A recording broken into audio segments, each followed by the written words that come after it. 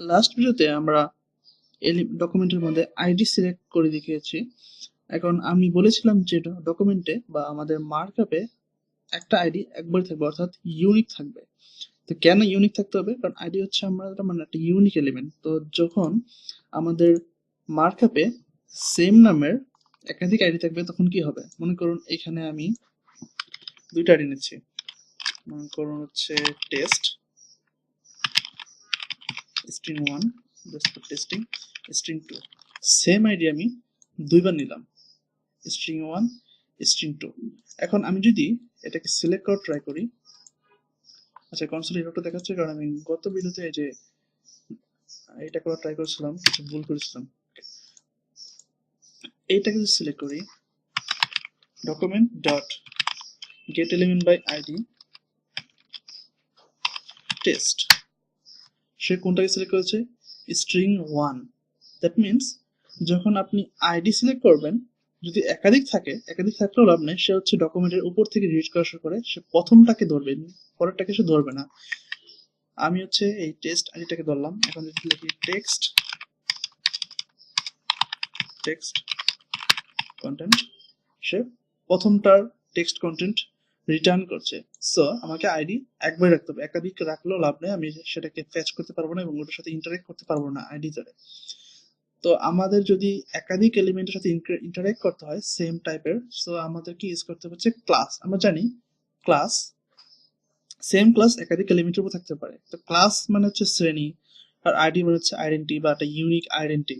Class, একটা ক্লাসে অনেকই থাকতে পারে, যেমন রিক্সাওয়ালা ক্লাস, মনে করেন বড় বড় ক্লাস অনেকে থাকতে পারে, বাট আইডেন্টি, একটা লোকের আইডেন্টি ইউনিক হবে। জানি না এক্সাম্পলটা ভালো দিলাম কিনা। আচ্ছা এটা কেটে দিই। আজকে দেখবো হচ্ছে আমি ক্লাস নেম ধরে কিভাবে সিলেক্ট করতে পারি। এখানে আমাদের কিছু ক্লাস ছিল, যেমন এই টাইটেল, এখানে একটা ক্লাস আছে, তারপর এই যে টাইটেল, মানে এইখানেও এই ক্লাস আছে, যে বুকমার্ক এটাও টাইটেল ক্লাস এবং এটাও মেবি টাইটেল ক্লাস। ইন্সপেক্ট করে দেখতে পাবো, এটা হচ্ছে নেম, আর এখানে একটা টাইটেল আছে, আবার এটা হচ্ছে আমার টাইটেল।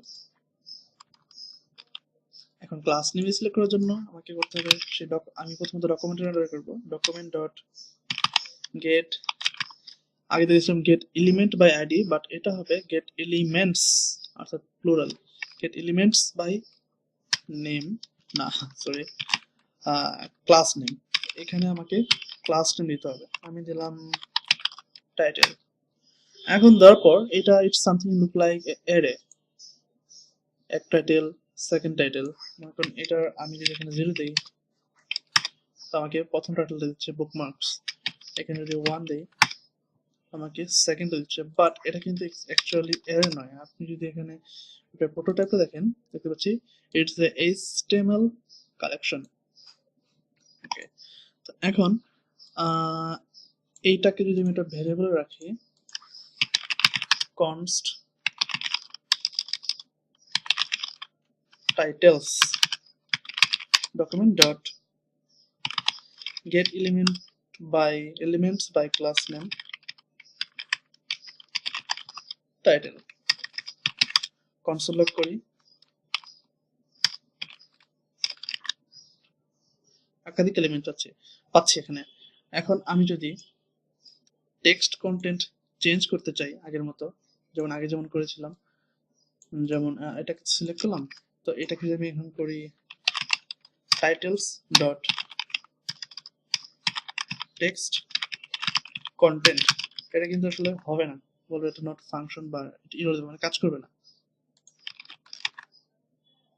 তো এটা হচ্ছে একটা কালেকশন, অর্থাৎ এরর মতো এখানে মাল্টিপল টাইটেল আছে। তো আমি যাচ্ছি প্রথমটার টেক্সট কন্টেন্ট চেঞ্জ করবো, তাহলে আমাকে আচ্ছা can not get property of, wait, আমাকে করতে হচ্ছে এইখানে, অর্থাৎ 0তম এলিমেন্টে 0 ইন্ডেক্সের টেক্সট কন্টেন্ট, হ্যাঁ চেঞ্জ হচ্ছে। আবার মনে করুন দ্বিতীয়টা চেঞ্জ হচ্ছে। এখন মনে করুন আপনি চাচ্ছেন যে যতগুলো টাইটেল পেয়েছেন সবগুলোকে আপনি চেঞ্জ করবেন, কোনো একটা সামহাউ চেঞ্জ করবেন, তাহলে আমরা কি করতে পারি, একটা ফর ইচ লুপ চালাতে পারি, titles dot for each, titles dot for each. এখন এখানে জিনিসটা হচ্ছে এরকম, এখানে একটা কলব্যাক ফাংশন হবে, অর্থাৎ নামবিহীন ফাংশন।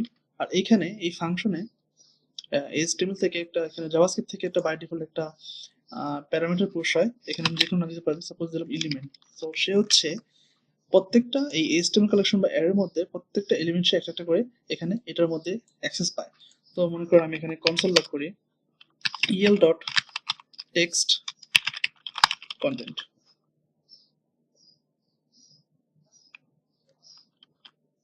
টেক্সট কন্টেন্ট দেখতে পাচ্ছেন এখানে একটা এরর পাচ্ছি, for each is not a function. তো এর কারণ কি, আমি যে একটু আগে লিখেছিলাম যে এটাকে যখন কনসোল লগ করি টাইটেলস, এইটার প্রোটোটাইপ হচ্ছে বা টাইপ হচ্ছে HTML কালেকশন। তো ফর ইচ হচ্ছে শুধুমাত্র সে অ্যারের উপর কাজ করে। তো আমি যদি এটাকে অ্যারে বানাতে চাই তো আমাকে করতে হবে এরকম console log array dot from. এটার ভিতরে এটা একটা ফাংশন, এটার ভিতরে আপনি যদি সেই HTML কালেকশন বা নোড লিস্ট দিয়ে দেন এটা হয়ে যাবে অ্যারে। এখন দেখতে পাচ্ছি এটা একটা অ্যারে। তো এইটার উপর হচ্ছে আমি ফর ইচ লুপ চালাতে পারি, ফর ইচ চালাতে পারি অ্যারে ডট ফ্রম। তো এটাও এখন একটা অ্যারে অ্যারে হয়ে গেল। এখন এটার উপর আমি ফর ইচ দিলাম। এখানে আমার হবে হচ্ছে একটা ফাংশন, একটা ফাংশন,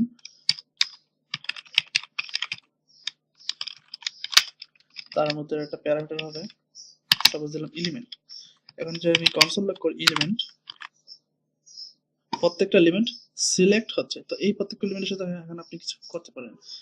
মনে করুন আমি আবার কনসোল লগ করি, আমি শুধুমাত্র টেক্সট কন্টেন্ট দেখতে যাচ্ছি, el ডট টেক্সট কন্টেন্ট দেখতে পাচ্ছি। আপনি চাইলে টেক্সট কন্টেন্ট চেঞ্জ করতে পারেন, el dot text content equal to new title. Okay, change হয়ে গেছে।